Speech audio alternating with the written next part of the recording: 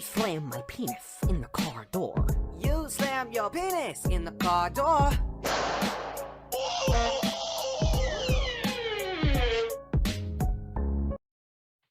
What's up, everybody? Welcome to Couch Dimension, our video games podcast, where we're talking about video games and video game news through a legal developer and player perspective.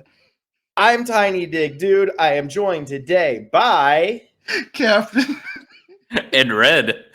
And it's Slam My Penis in the Car Door Tuesday, gang.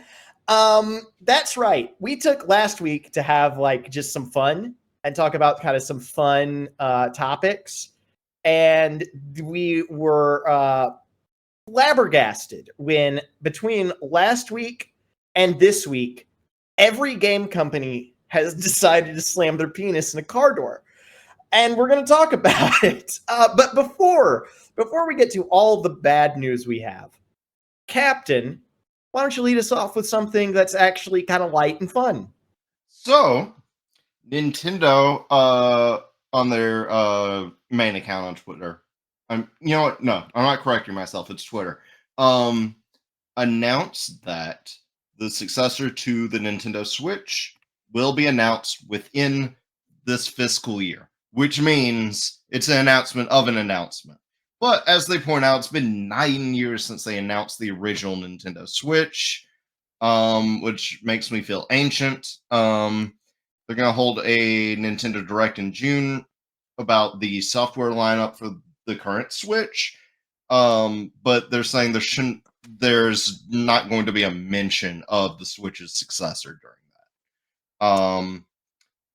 But I actually have a surprise for you.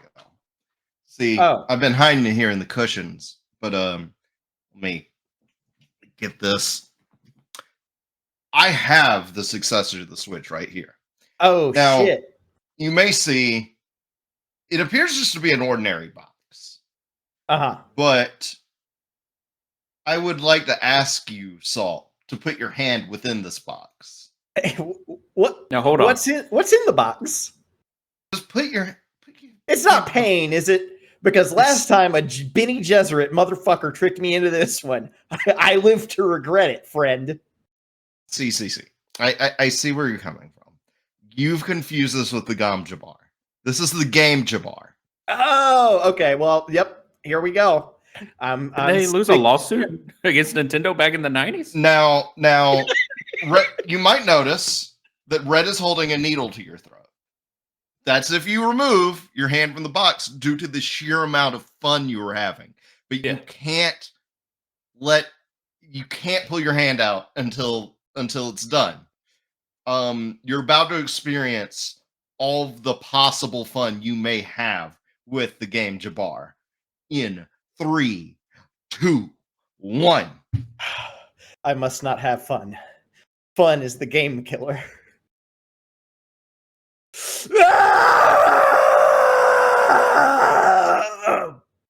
Now, what you just felt was just a taste of Nintendo's new game, Mario Slaps Your Nuts. How do you? I'm now really you should know. Looking forward to the sequel, Mario slams penis in a car door. Now, you were close actually to our tagline. Fun is the mind thriller. You can take your hand out of the box now. Yeah, I had a great time. I would highly recommend the game Jabbar. I would highly recommend the game Jabbar. It's pretty great. Though, in all seriousness about when you're going to be able to hear about the game Jabbar. For those that don't speak business, the end of fiscal year 2024 is on June 30th. So if they're going to give it to us before the end of the fiscal year, that'll be before the end of June. And so my big question on this really is it just going to be a beefier Switch? And are they going to choose to not play it safe and just make something entirely new and possibly worse? Or as the Red January has suggested in chat, what if it's literally just the Switch again, but 1 square inch smaller surface area? So the reason, peek behind the curtain here, I'm sorry to everyone. Game Jabbar might be a fictitious imagining of mine. No. Inspired by a tweet about a rumor from someone who supposedly worked on it, saying that I think they said they had felt it in an opaque box. It was strange. And someone put a picture of the Gobjabar. But saying that it would have magnetic controllers that attach to the side of it. Now, if there's any truth to that, then I would look at like a Switch 2 sort of thing, which honestly... That's what they should do. In my estimation. I just think that Nintendo has a habit of making the Wii U, and we don't need that. I'm so scared they're going to try to reinvent the wheel when all we really need is an upgraded Switch. Because right now it is a perfect blend of like mobile and home console. Yeah. And it's super portable. When I used to travel before being stuck in this dimension, I'd bring it with me all the time. And yeah, I'm hoping they don't reinvent the wheel. I want something good that's just... I feel like they've got to include a mobile aspect to it, because Nintendo does really well when their consoles are mobile. Wait, what do you... Oh, you mean like if they don't just do Switch 2? Yeah. Like an upgrade Switch? Okay, yeah. Yeah. If they don't just make a Switch 2, if they make something else, I can't think of a crap name for you right now, but if they make something that's not just the Switch 2, it has to also be mobile, because otherwise Nintendo loses a lot of their market area. I think a lot of the success for the Switch is just how mobile it is. I agree. Yeah, because before now, they had their mobile team and their console team, and they merged those development teams together for the Switch. I don't think it makes any sense for them with the success of it to then try to separate those out again. And I'm hoping that all indications would be that they would keep on their current path, just because nothing has gone wrong. It hasn't been a problem. It would be so bizarre if they're like, man, this road's going great, no issues. Let's completely deviate. But Nintendo does weird shit, so who knows? Well, as the Red January points out in chat, Nintendo literally has a monopoly over the portable gaming market. And that's exactly why they're going to split those teams back up for the Nintendo 4DS. This time you could smell your games. And it's got those like little feather things by your feet that make you think that like rats or bugs or whatever are running under the chairs. Hey, you said they're going to split the teams up again. But are you implying that there will be a non-smell version? Yeah, so that's sort of going to be the problem, much like with the Nintendo 3DS. There will be ports of the game that don't have the smell feature, and then you're going to have the problem of like some games will rely heavily on the smell gimmick. Like the new WarioWare, for example, is going to have a smell that mini game, and you're going to be fucked if you don't have the right hardware to support that. Are there any WarioWare mini games you would want to smell? I think it's a pretty bad smell game on the whole. That is true. Wario is not a good smelling individual. But with that said, I think that I'm ready to talk about our next topic. So we got through the good stuff, the fun stuff, the new Nintendo console. Ooh, yay. Now it's time to get into the dog shit, gang. This actually happened just today. Comes to us from a variety of sources, everything I'm going to talk about. Jeff Keighley on Twitter, Shinobi602 on Twitter, Wario64 on Twitter, and TrueAchievements.com is the general minutia from which I pulled this information. I was trying to find a good way to cite it, and I couldn't, so I just threw them all at you at once. And that is, Microsoft is forcing Bethesda Studios to close 4 of their developers. So Arcane Austin the creators of Redfall. Alpha Dog Games, the creator of various iOS and Android games, including Ninja Golf and Mighty Doom. And this is the most heartbreaking of them all, Tango Gameworks, the creators of the overnight success Hi-Fi Rush. In addition to those three completely shuttering, the staff at Roundhouse is going to be merged with the staff at ZeniMax. Roundhouse are the creators of Prey 2006 and most recently Rune 2 in 2019, previously under the name Human Head Studios, after rebranding troubles and some legal issues. The most recent thing they've worked on is Redfall, and the most recent game they made was 2019. I don't really know why they're getting merged when everyone else is getting shuttered. But yeah, it's shitty news, gang.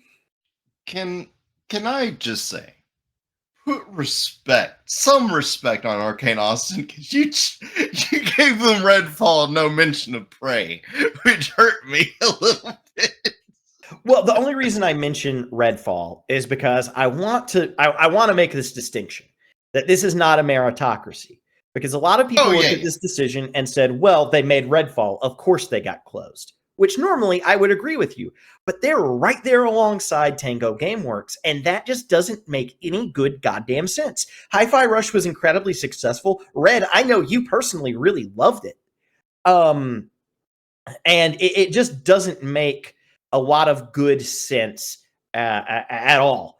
And yeah, so, we've previously talked about the dangers of market consolidation and how it puts too many games and IPs into the same potentially volatile basket. And that's exactly what we're seeing pay off here. Any of these studios, if left to their own devices, some of them definitely would have failed. Roundhouse would have failed. But Tango would have been fine if they just weren't under Microsoft ownership. And this might seem bad for Microsoft, but remember that they do win on several business fronts. The reduced overhead for one, and this is the big thing. You look at this and you're like, well, why did they buy these people just to shut them down? Because it was never about making games. It was about keeping other people from making games and reducing the total competition on the market. It's all about that monopoly power, baby. And they can go fuck themselves. Did you by any chance see the comments from the head of Arcane Lion, the other section of Arcane? No, I didn't.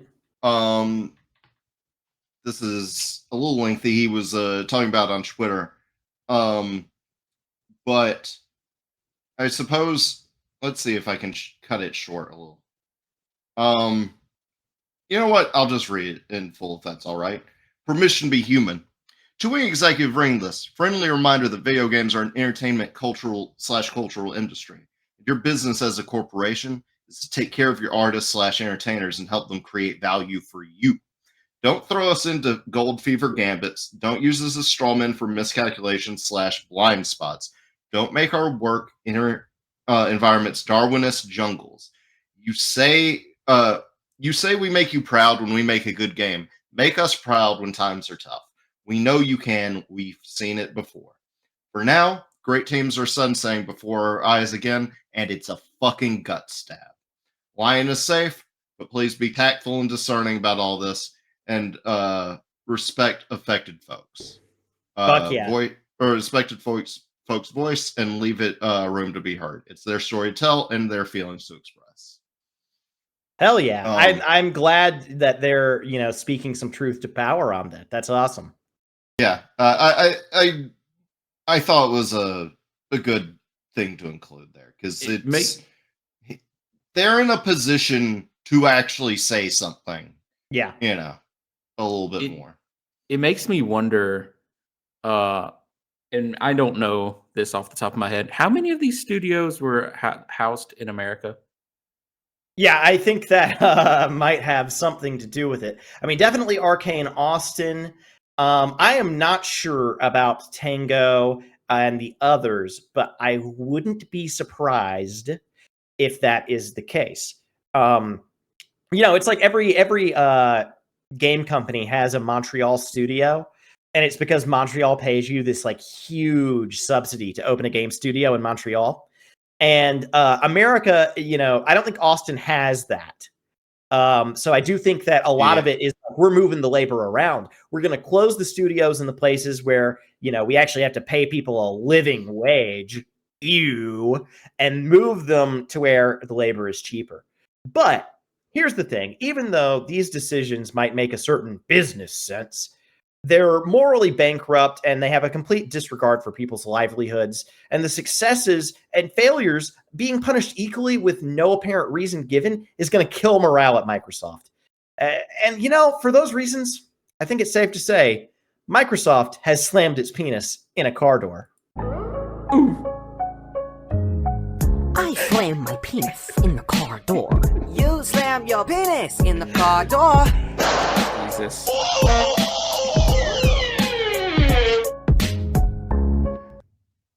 I fucking love Mel Blanc's yell. He was so good at it. By the way, this doesn't really chart at all. It's just it's probably not worth noting.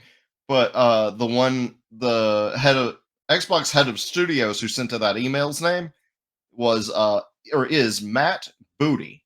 There are no jokes to be made here. We wouldn't make fun of anyone for their name. Yeah, Matt Booty's fine. Now, if his name was Max Booty, my God, the floodgates would open forth. The jokes would he'd flow have my free. respect. Well, that is the shitty news from Xbox. We have more shitty news. But that's not the end of the shitty news? Oh, wait. Actually, I do have one other thing to tack on to the Xbox thing. And that is that don't worry, because mere hours after announcing those heartbreaking studio closures, Xbox also announced that you can buy the new Fire Vapor Special Edition controller. Yeah, give it up for the Fire Vapor Special Edition controller. Well, hold on. Let's see. Let's be fair. I don't care for it. No, okay. Yeah, it looks like a bowling ball. I should have thought to make a visual for it. That's okay. We can do a hot or not controller episode one day. Oh, that's such a good idea. Yeah, it's a game we've played personally for years now. So, this pattern is bowling ball for sure. Well, Red, do you want to lead us into our next tale? Yeah, I'll dive on into this next tale. Helldivers 2 had a bit of a stink this past last week. PSN announced on the Steam discussion page that Sony announced on the Steam discussion page for Helldivers 2 that a PSN account would now be required to continue playing the game, and it would be effective in a certain amount of days. The internet did not like that at all. That's kind of the gist of it. But if we want to kind of break down a sequence of events, the game launched and absolutely destroyed all of its projections. I think we're well aware of that the game was near unplayable for most people because the servers were just so congested. One of the things that the Arrowhead CEO, I cannot pronounce this man's last name, Pilestedt, decided to disable was the PSN account linking requirement to try to alleviate the servers.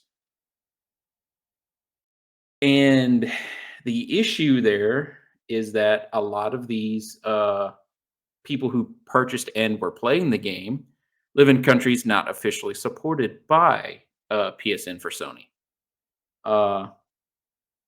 And kind of the language of the article is that the account linking plays a critical role in protecting our players and upholding the values of safety and security provided on PlayStation and PlayStation Studio games. A lot of people took issue with that. Sony had 2 very large data breaches last year. And I mean, data breaches are we live in a data breached world. Your data is not safe if it's on the internet. That's my position on it. Yeah, your data's been breached. Yeah. Players even went to change. Players did not like this at all. They were scared they were not going to be able to play the game in these regions, and some people just did not want to have to link their PSN account. There became this narrative that it wasn't required at launch when it was, but it was disabled. So a lot of players were like, I don't want to make an account. I don't want to link an account. I don't want to do this at all. So they changed the reviews to negative. They were able to get Steam to refund their game. The stink was so big, Valve was just like, we'll just refund the game and turn off purchasing in areas that do not support PSN. Which I think added a validity to the issue, where people were like, well, see, you can't even buy the game in these regions anymore. If you can't do that, you can't play it. So it became mostly negative. Even I think one of the community managers on their official Discord had a message in there saying, make your voice heard, change your reviews to negative, and get refunds. It's the only way we're going to be able to show that we don't like this. Which I was surprised they still had a job after all of this, if I can be honest with you. But, and then there was, of course, I'm not jealous of a community manager. Getting death threats and getting pictures of your house emailed to you is terrifying. Not the way to get change to happen. No. So very, very serious right there. Do y'all want to chime in on that before I keep going on this? Yeah, I'll throw a little something in here, and that is just that, like, yeah, you don't harass community managers, because they are often, if I'm not mistaken, that's mostly an unpaid position, right? That's just like a volunteer thing. Some places it's a paid position. Some places it's like, this is part of your. This is now either part of your way. They don't have shit to do with any of these decisions. And I think, Red, you're going to get into just how much Sony has to do with this versus Arrowhead and all of that. I'm eager to hear that. But point your anger at the people it should be directed towards. Yeah. Captain, do you want to chime in before I move on to why this issue was so big? I will say this when it comes to data breaches. I do feel like there is a certain amount of concern that should still be had in terms of data breaches happen, but I don't know that the outlook of whatever my data is already out there is necessarily a one I can advocate for. Like, you should still probably take steps to protect what you can and be cautious when you can. Yeah, but we're talking about 2 breaches in a year, and not we're talking about like email addresses and maybe some credit card numbers. We're not talking about your entire credit history, where places like Equifax, maybe some credit card numbers is at the same time. Captain, do you have a PSN account? Yeah, I have a PSN. I'm just saying, well, there you go. But I'm saying for the people who don't want it, like, there is something. Yeah, fair enough. Anyways, Red, continue. So it was kind of a perfect storm of why this issue exploded. The requirement was disabled so soon after launch that the public perception was that you don't have to link an account to play this game. And, just anecdotally speaking, based on memory playing the game, when you're looking at who's online, it tells you if they're Steam or if they're PlayStation. So everything about the game made it feel like that wasn't a genuine requirement. And there's not really a huge precedent for it on Steam, for you to link a PSN account on Steam to play an online game. The notion that you could not play this game in countries not supported by PSN, it's kind of a half-truth. Yes, like terms of service and everything, yes, like they don't support these countries. But people own PlayStations in these countries, and people were playing online in a lot of these countries by creating accounts that simply by having the address say they're in the closest country that PSN supports. And it worked. It was a workaround, and it was a semi-official workaround that was recommended in some direct messages with support before I've seen. So it's a genuine concern, but it wasn't something that was untested ground before. Steam removed the ability to purchase in those countries, which, like I said earlier, added validity to this idea that you can't play in these countries. If you can't purchase here, you can't play here. Sony said, again, the requirement for security reasons, even though they had 2 large data breaches last year. And like we talked about, yes, I do agree, changing your passwords when you're aware of a data breach, using two-step, using authenticator apps when able. Like, you should definitely protect your data as much as you can, but data breaches you shouldn't be surprised by a data breach. So I don't feel like that is a genuine worry, because it's hard to quantify how much of your data is out there now. Had it not been disabled at launch, I think this would have been a non-issue. And had people not capitalized on the idea of being unable to play this game in certain countries, it would not be an issue. And people in these countries, like I said, they're already playing PSN through either a VPN or just making an account in a different home as a country as their home. And it wasn't. It was. These boys never heard of a Swiss cheese model. When you line up a bunch of slices of Swiss cheese and you think of each little issue as a slice, eventually the holes shouldn't line up. But in this case, the holes lined up. And Chat, let me get a show of hands on who knows the Swiss cheese model. If you know the Swiss cheese model, if you're a big Swiss cheese head out there, throw it in chat, tweet at us, let us know. But that said, Red, I think you described the issue very well, and discussed. So my understanding is that there was some back and forth as far as Arrowhead saying Sony is making us do this, and then kind of maybe that not being the case or being the case. Where does the blame here? Whose shoulders does that really fall on? My opinion is Sony 100%. But I don't think it's as easy as saying Sony. So Arrowhead's not responsible for what regions the game was sold in on Steam. Right. That was the publisher. That was Sony. Now the CEO was responsible for disabling it early on in the beginning, and you could certainly attribute some blame to Arrowhead not keeping that up in the air. Hey, you're gonna have to link a PSN account one day. We only turned it off because of this. But why would you think that's an issue when so many other games already have that? And it's aggravating for most people, but it's not like a huge issue. Most people aren't like, man, I don't want to play the game that all of my friends are playing because I have to make an account with a third party through Steam. Yeah. Heaven forbid EA launchers or any other kind of launcher Ubisoft that's in Steam. or it's the list goes on. Yeah, even CD Projekt Red. Where I fall on this, I think, is like, well, wait, have we gotten to the conclusion of this story? Not quite, but okay. Well, yeah. Go ahead and let us know how this wrapped before I expound.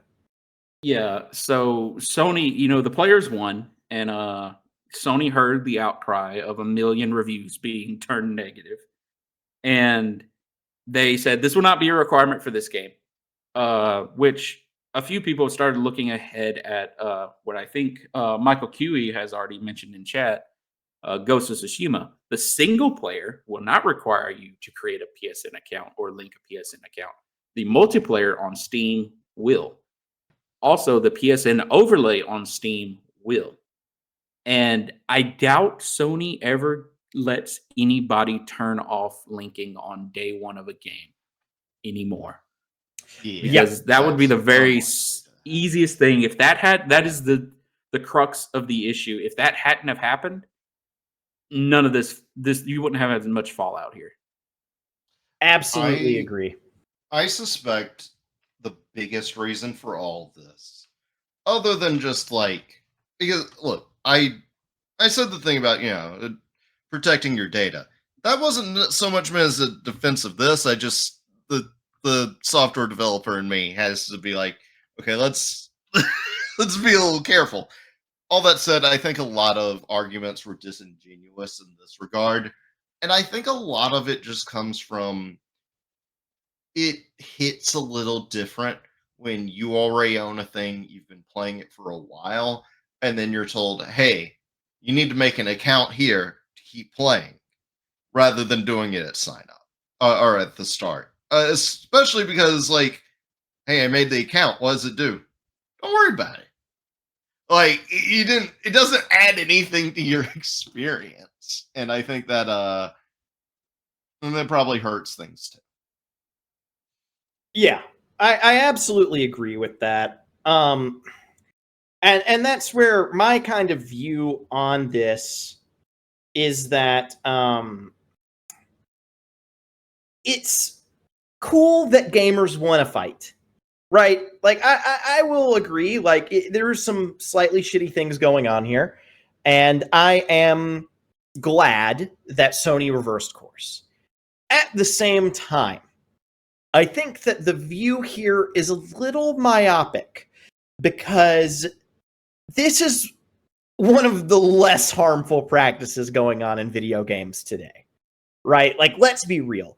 The what we've been harping on about licenses being removed for things like The Crew, that is a much more dangerous practice, given it happened to a much less popular game. And so I think that there is this really great thing we saw here where players were able to, like, let their voice be known and actually change the industry. But we need to direct that towards some of these more harmful areas. Like, we should be burning Ubisoft down right now. And we're not, you know? So it's kind of like watching people celebrate a very small battle in a very large war that we are actively losing. And though I do have to say this, many copies of the game were refunded that will not be rebought. And many Steam reviews have been turned negative that will never turn back. Meaning that I really think in the end of all this, Sony has slammed its Penith in a car door. I slam my penis in the car door. You slam your penis in the car door. I know it's coming. I know it's coming.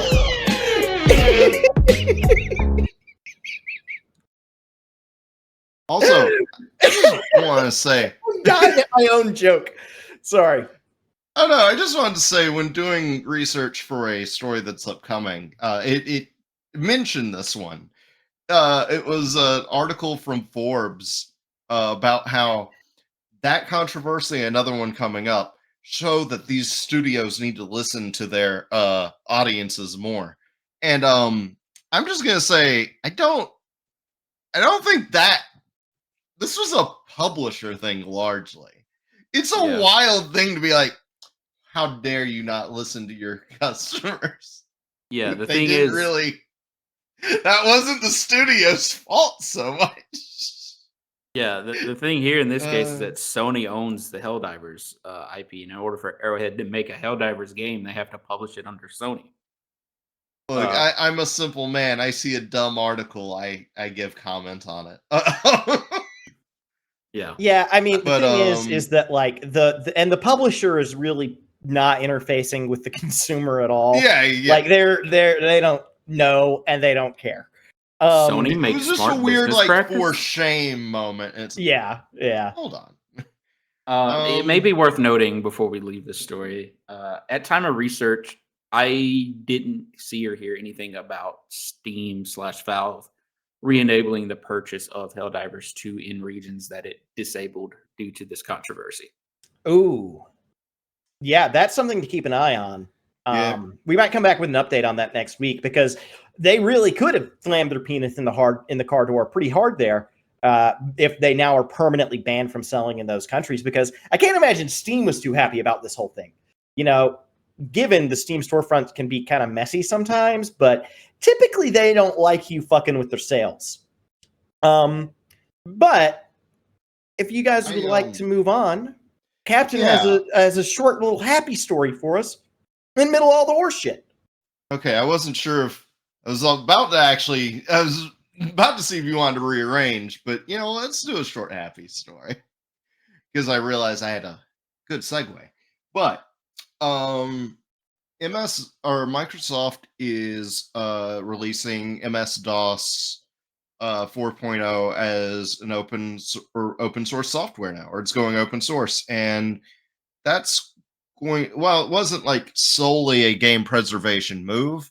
It's definitely going to help a lot, and I don't know, like,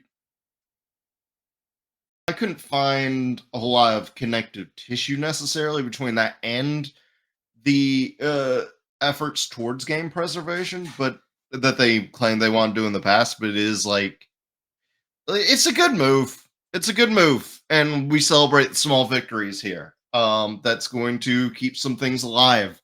It means it'll be easier to go back to a lot of things. That should allow people to make tools to update compatibility. Yeah, it's really cool. It's just good. I don't know. It's really cool that they're doing this. I think digital preservation is one of the most important issues that we are facing today. And we risk losing the record of, one of the most transformative moments in human history if we lose digital preservation. So I think if we don't invest in it and fight for it, it doesn't happen. So, this is one drop in the bucket compared to the bucket of bad that Microsoft did earlier today. But it is a nice little feel-good story. I'm eager to see, like, even if it doesn't impact games a lot, it's still, like, for just software preservation, really good. I'm eager to see what other things might come in the future.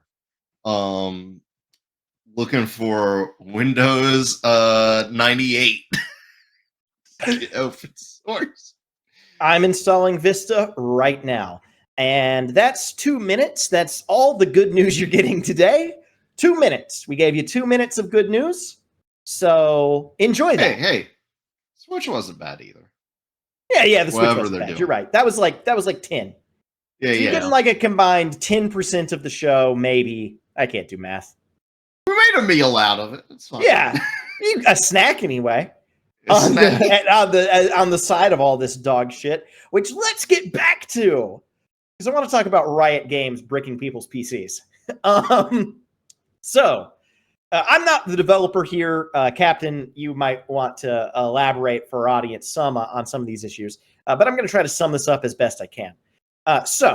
Riot Games, they use an anti-cheat software called Vanguard. And unlike most anti-cheat software, which installs in parallel with the game and launches with the game and only runs when the game is running, Vanguard is on all the fucking time, and it boots from kernel. And you have to go into your PC's BIOS settings to enable safe boot to allow Vanguard to even work in the first place. If you've ever been in your PC's BIOS settings, then you know how much of a pain in the ass that can be. So they decided that this system had worked so well for Valorant that they were going to start requiring League of Legends players to use it. And when they did, a small handful of people found that their PC wouldn't turn back on. And so, Riot came out and said in a Reddit post, which, by the way, all that background was from VG247.com. And then Riot said in a Reddit post that they have no known cases of Vanguard bricking a person's PC. They just don't know about it. And then they went on to list 2 niche cases where they might brick your PC. Essentially, if you have in your BIOS settings some highly specific and frankly odd things going on, then it can cause a interference with Vanguard. And one of these situations, I looked into the how to fix them. One of them seemed pretty easy, but the other requires you to possibly reformat all your hard drives. Which is bad. Jesus. Yeah, it's not good. But at the end of the day, it is Riot's job to plan for these contingencies and ensure that their software works on every PC, or at least that you get a proper warning. So I personally uninstalled Vanguard from my PC. I might reinstall it once they've had a little time to work this out. But when you're talking about a $1,000+ machine, that's a really scary possibility that someone could just throw a brick on it. Yep, that shit sucks. I guess all to say, not a ton, like, how to put it. If you want some clarification, the big thing with Vanguard is that it works at what's called the kernel level of your computer, which is, without getting too deep, it's the most central part, or the base level stuff. A lot of concerns with that are often around like security, because companies love to take your data and sell it. And so there are concerns around that, or what all it can access. But this is certainly another issue that presents itself because of that. It's operating on a level of your system that you might not want a whole lot of things accessing. Or you want to be very particular about it. And yeah, it's concerning. It's concerning that it would break anyone's computer, no matter what settings or how it's set up. Yeah, and from what I could find about how Vanguard works, they claim that all the information they gather is a screen capture of your game, along with some additional information regarding your settings. Are you in full screen, borderless, etc.? Because they say that helps them detect cheating. But at the same time, is cheating that big? I mean, I don't like cheaters in games. Is it that big of a deal that we need to be, like hijacking people's machines to make sure it doesn't happen? That's always the interesting part. To take a moment as devil's advocate, I will say, just from my time playing Destiny, like, it doesn't matter about when they do ban waves and things like that. People get so mad when they see cheaters and they point out, like, how are they getting away with this? Which is to say, like, well, a lot of this is automated. You don't have someone just watching your match. You don't have someone looking at it right there. Takes time and effort to get this shit. And so on one hand, yeah, it does get really frustrating, but people get so fucking pissed when they see a cheater, I think it's every single time I've seen a blatant cheater. And maybe it just says something about some of the people we play games with.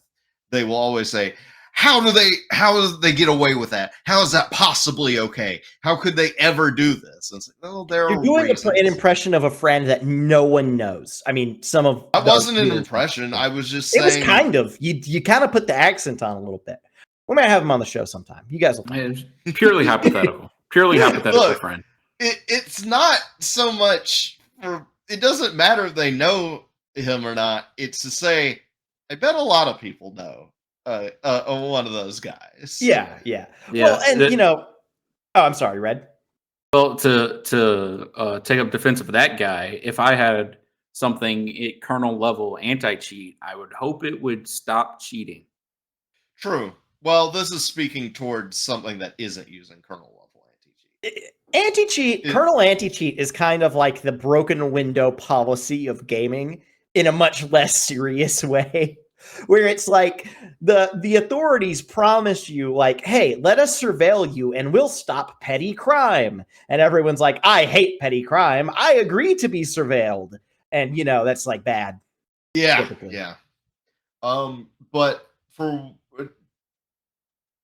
yeah, I guess the whole point being,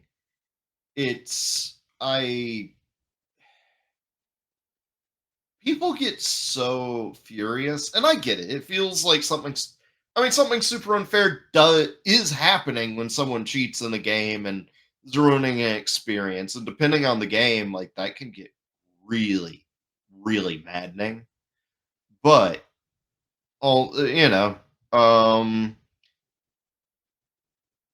I think sometimes developers are put in a weird position where you've got people yelling for a solution, and one of the better solutions you've got tends to be invasive, and it you have an audience of people yelling, make the cheating stop, and so you provide the best solution you've got to make the cheating stop, and people get mad about, well, not that solution.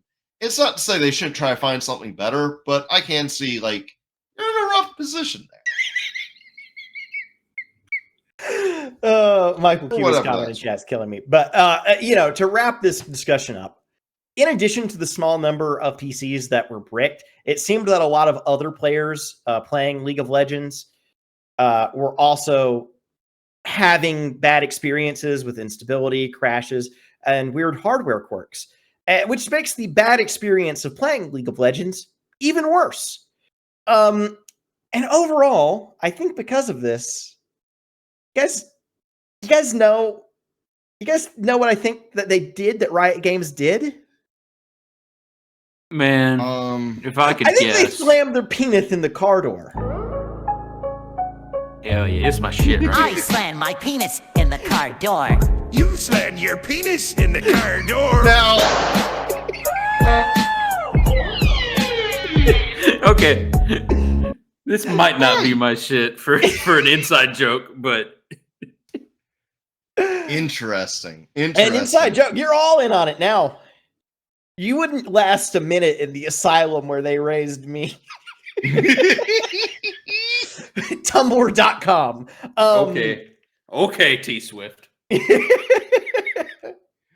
Well, to bring us out of our last shitty news for the day, I believe that, Captain, you have one more piece of dog shit for us to get through.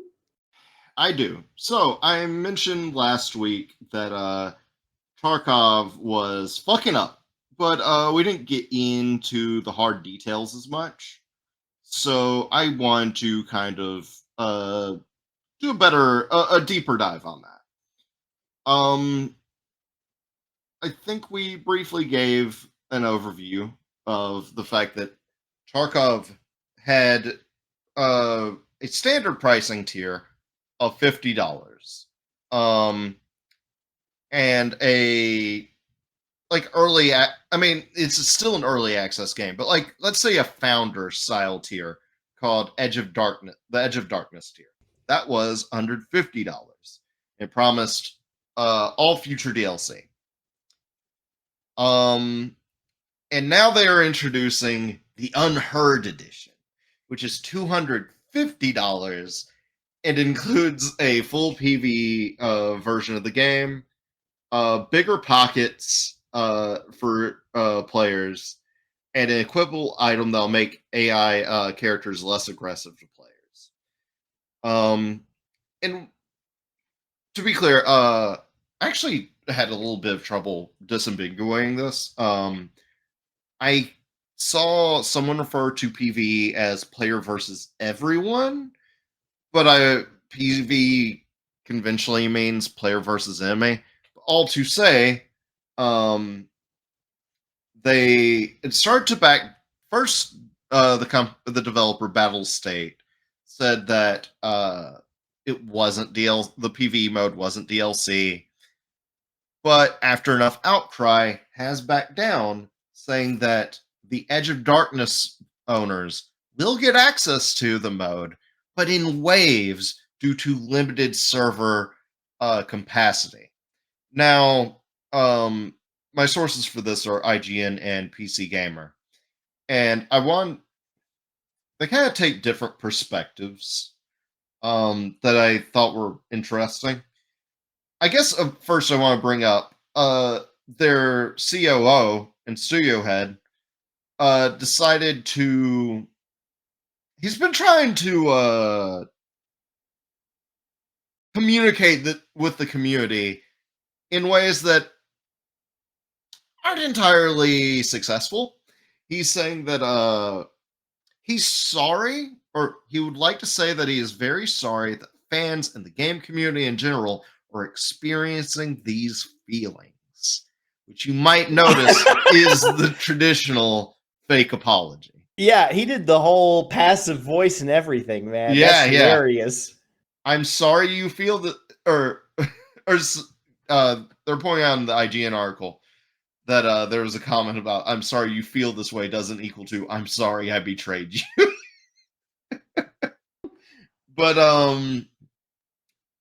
so they promise that some of the items they'll balance the items and perks they'll be provided. But they do want to provide more to the players who have already paid the $250. So, oh yeah, he also said, "Thank you for your time, love and hate. Thank you for the increased attention to the current situation." Um, Man. What an So- asshole. What an yeah, asshole. no, it's just rubbing dirt in the wound. But then I was not aware. Backlash stepped up further because an esports team, Evasion GG, who's done they've hosted more than 200 tournaments for the game, has come out on Twitter to say that Bal State is a bad company to work with as a result of control issues and blatant nepotism and more. I Yeah, feel like they that said, and more is also doing a lot of heavy lifting there. well, that is to quote the article. The direct quote says, "What happened to the Tarkov community over the past week is what has been happening to us for the past 2 years dealing with Bal State. God damn. Promises not kept, gaslighting, event cancellations, control issues, blatant nepotism, and all the while wasting our time, money, and efforts. This year, we found out how terribly they've been treating the smaller event organizations as well. Now the treatment has spread to the player base." Forget Kendrick versus Drake. I'm here for this. Yeah, we've held back sharing this information, but saying how the community was treated as a whole recently was too much. We will not create Tarkov events until we see things truly change. Good. Fuck them. But another thing that the PC Gamer article has an interesting point of view where the author of the article, Jake Tucker, is a Tarkov player and is pointing out like a thing a lot of people might miss about this is that a lot of this move, like, he doesn't even care as much about the PvE mode. He thinks the other additions are how to put it, against the spirit of what the game even is. Yeah. Which is to say, Tarkov, as he puts it, is a game where every item is precious. Every pickup you get matters because the scarcity is so high. And you have to make choices about what you can carry in. Having larger pocket space or even just differently arranged pocket space in this way actually is very advantageous to these players who can, as they put it, run into raids with basically naked with just a few things, or with their gun, and come out much better risk reward than a normal player who doesn't have that pocket space. Yeah, it's absolutely pay to win. Huh? It's absolutely pay to win. It's blatant pay to win. The other one is that item that makes the NPCs less likely to attack you. I believe it's within 60 meters of you or so. If they see you, they won't shoot at you. God They won't be aggro. That is, oh my god. Before that, you had the chance of turning a door or getting seen by an NPC and just getting headshot. Sometimes it happened, but as the author puts it, as a game, Escape from Tarkov has never felt particularly fair. AI characters would sometimes headshot you as soon as they see you. Server disconnection could mean you reconnect 5 minutes later, half starved to death in a bush. Or turning the wrong corner could see you instantly blown away by someone replicating whatever nonsense or position I believe this is a YouTuber, has put out on TikTokers. Stank Rat. I have no idea who that was. I was going to admit it, but whatever. Well, Stank Rat's in the mix. Captain, you Sounds don't like know Stank Stank Rat's Rat? living up to the name. But as he says, but the crucial thing is the Escape from Tarkov always screwed over everyone equally. Right. the idea is Yeah. like, yeah, you can just have players snipe or take, or they are just not gonna face the heat that other players are facing. Well, you it know, is. Oh, just to say that he said that Tarkov has always been a flawed experience, but he'd always had the confidence that like they had a vision for the game and had they were headed somewhere. They had a thing they wanted it to be. And changes like this that fundamentally undermine the premise kind of make you feel that maybe that vision isn't there. yeah, I like games that are uncompromising experiences. I like Souls games. I like Hunt Showdown is uncompromising. And so to take an uncompromising game and then make it pay to compromise is just disgusting. It's rough. It's really rough. And yeah, this sucks. And I genuinely don't know, like, I don't know how you bounce back in terms of regaining that community support, especially when you don't own the problem. You have to. This one's just such a blatantly greedy move. Tarkov is. There's the feeling that author presented that the developers might be just trying to get the money they can before that 1.0 release that should be coming soon, and they just want to move on to the next project. Very possible. And But, that sucks. Tarkov is not a big game. Nope. According to data from activeplayer.io, which gives a lot of Steam data to where you can view player count, its monthly player base, it is about 10 times the size of my favorite niche shooter, Hunt Showdown, which I previously mentioned. But it is dwarfed by the almost 30 times over blockbuster game Call of Duty Warzone, right? So, like, in the grand scheme of shooters, Tarkov is not the biggest thing. And this means when you have a small player base, it means that community and trust are essential to your success. And now that community feels betrayed, and that trust has been irreparably broken. And therefore, I think it's safe to say that Battlestate Games has... Did they slam it? You gotta let me know. Did they slam it? Guys, I'm honestly, I'm starting to lose enthusiasm for this bit. 5 times for the same bit. It was too many times. It was too many. Should I even do it? Everybody knows. Everybody knows now. It's not a surprise. I'm on the edge of my seat.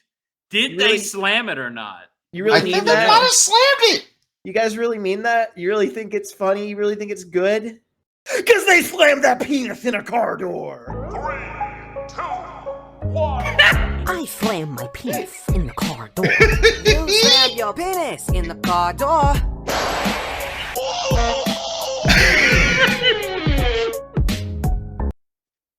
I like the smash variation quite a lot. Yeah, I kind of saved that for last. I was kind of doing a lull you into a false sense of security with the first 3, which were different animations, but fundamentally similar, switching to SpongeBob, and then switching back to the other one, but with a twist. I felt like that was a really... I actually didn't know what the variation the second one was. Oh, yeah, it's just a different animation for it. I spent a lot of time today. Doing this. But no one tell my employer. And with that, I think we're pretty much at the end of our show, gang. Do you guys agree? Yeah, unless you want to take a moment to talk about what we've been playing. Yeah, we can. Later If shows. everybody's got about another 10, we can do that. It's not going to take very long. Yeah. I'd like to hear about a little bit more about what you've been playing, because yeah, sure. I might know what it is, but I want to know more about the why and what you've been up to. How it's been. So I was watching the Red January stream yesterday, and there was a fella in that chat talking about FTL, which I have been trying to beat for like 10 years. My relationship with FTL is a good one, I would say. It is the game that I played because, okay, Flashback, me in college, which in TV shows means that they just give you a different haircut. And I'm sitting in class on my MacBook, right? I have a MacBook. I can't play shit, but I can play FTL. So I played the shit out of it. Never beat it. Got to the final boss fight. Made it through the first phase. Was then gutted to find out it was a multi-phase boss fight. And, lost. So I'm like, yeah, I kind of want to go back and I want to give this game another shot and try to beat it again. It's a strategy game. I love strategy games, and I feel like I've gotten better at them over the years. That said, going back to it, man, it is beating my ass all over again. I got to remember how to play this shit. I put a few hours in last night, and I can make it to about three or four systems before getting blown to pieces. It's just the resource management piece of it is very tough because the scrap that you get in that game is so valuable, and you are always looking for more. And then also it forces you to make narratively difficult choices. Like, for example, a pirate is holding up a civilian ship and they're like, hey, we'll pay you if you just walk away. In most games, you say, no, fuck you, pirate, because I am a good person and I have a conscience and I'm not going to take your blood money, you piece of shit. So you fight them, right? And then if you fight them, the reward you get for winning the fight isn't that much more than what they were offering you in the first place. And if you're like me and you're always trying to be a goody two-shoes in space, you're draining your resources. So it's interesting in that it sort of forces a moral compromise in a more sort of realistic way than something like Fallout, where the morally correct choice will always net you just as much, if not more, rewards as the selfish choice. And don't forget, if I recall correctly, aren't you trying to outrun a bigger threat to everyone? Yeah, you're trying to outrun this fleet of rebel ships that is sweeping its way through the galaxy. Right. Okay, yeah, I was gonna say, you may be better for you to get there or to get away. I don't know. Yeah, I mean, Sorry, I think that's a fun way of since I looking at it. I haven't actually considered that from the thought experiment angle of is it actually better to let this one group of people die and sort of fight the bigger threat? That's an interesting way of coming to that problem. Because I believe I might be confusing it with another game of a similar nature, where you have a threat is trying to make it back to your home planet, and you are racing to get there to warn them. Yeah, I think I may have confused that. I need to read the story bit at the beginning again, because I read it, the first time I played it and then skipped over it every subsequent time, and now I've been playing it for 10 plus years, so I totally forgot. But yeah, that's what I've been playing. I have been playing the Super Mario RPG remake that is on Switch. My biggest, I'm having fun with it. I blasted through a good deal of it. Biggest thing I have to say now is I get why people wanted Geno and Smash. I don't understand the fervor. Geno's the only man that could ever make me come. It's one of those things Geno's a cool character, but I don't understand why it was that rabid. That's still weird to me. But then again, some as we've seen with even the Helldivers thing, sometimes people just latch onto an idea and then just go. Otherwise, I was also playing the Metroid Prime remaster, and other than I don't care for the Meta Ridley fight, which Salt has already heard me talk about plenty earlier, it's a really good game. I had a really good time with it. I have the final boss fight to go, so that will definitely be wrapped today. I do like how you just referred to me as Salt, which is better than referring to me by my actual name because it's my gamer tag, but worse than referring to me by my podcast name. You know, But progress. Listen. I'll take it. I meant tiny. I was thinking of it earlier, and I screwed up in my own head. I was like, nope, take a note. That is not. Don't do Hey, look, that. I don't And then have to did. edit out of the show, right? So it's not that bad. Yeah. Anyways, Metroid Prime 1, I did find it interesting that like that game is really heavy on the amount of things to scan at the beginning. Oh yeah. But the scans, like, you could make the argument, well, you're just seeing a lot of new stuff, but it also kind of feels like they front loaded a lot of it. Because later on, there's so many more rooms where it's like I look to scan and there's nothing. Don't worry about it. I have a love-hate relationship with scanning in a video game. I totally agree. Because on one hand, I'm like, oh, look, the lore. But on the other hand, I'm like, I would also like to play the game.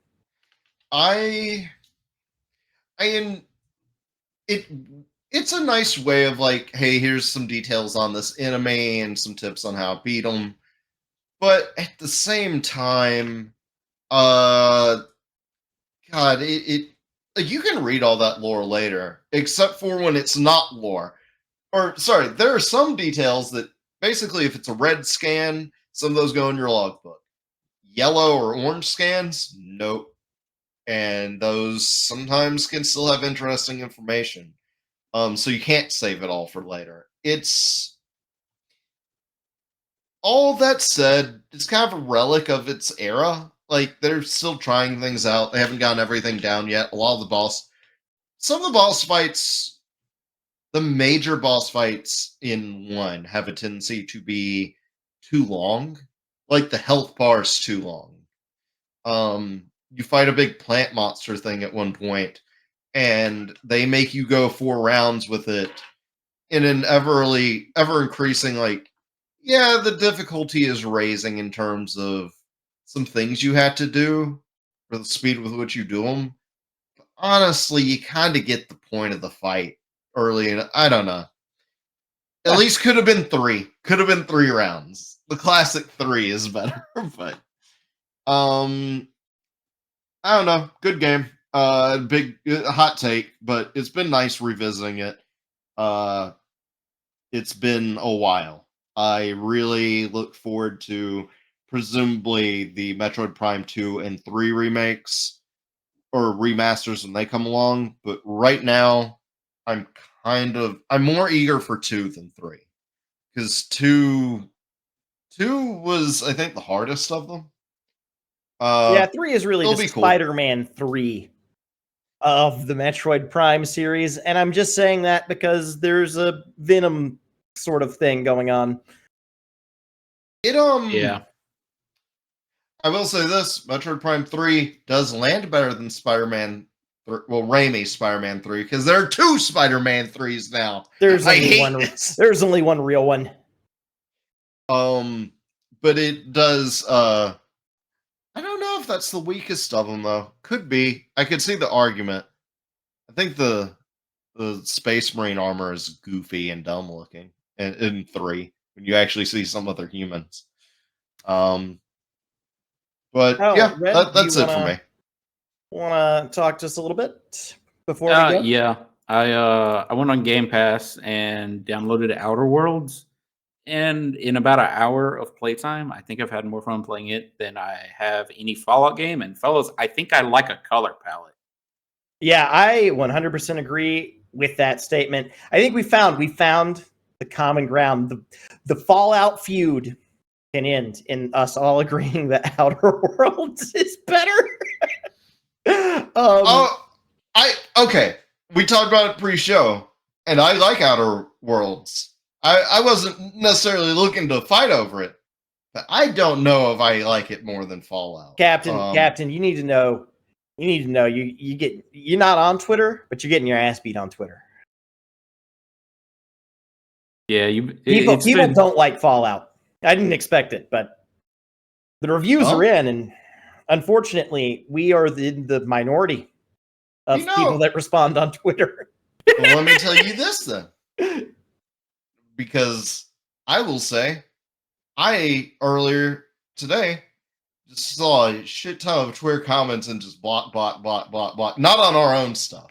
What I do I'll like, just say, Twitter can eat my ass. what I do like about Outer Worlds is like a lot of people I think had problem with how linear it was, but I kind of like that because it's like all the good story stuff is kind of just right there in front of you. But Also- yeah, Red, talk to us a little bit about what you've been enjoying about it. Well, I mean, I don't mean to harp on this again, but the animations feel a little bit better for sure. There's actual sort of a melee combat in the game.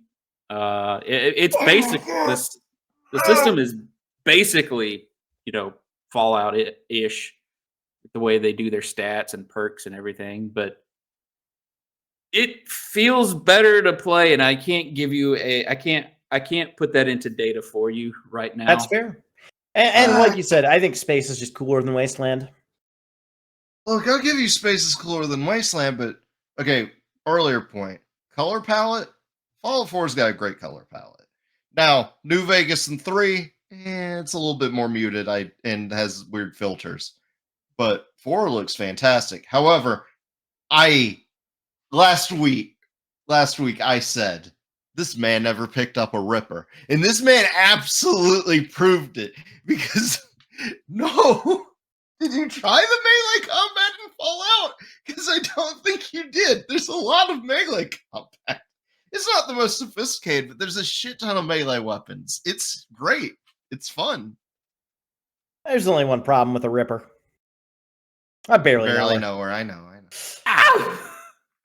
Well, gang, with that, that's our show.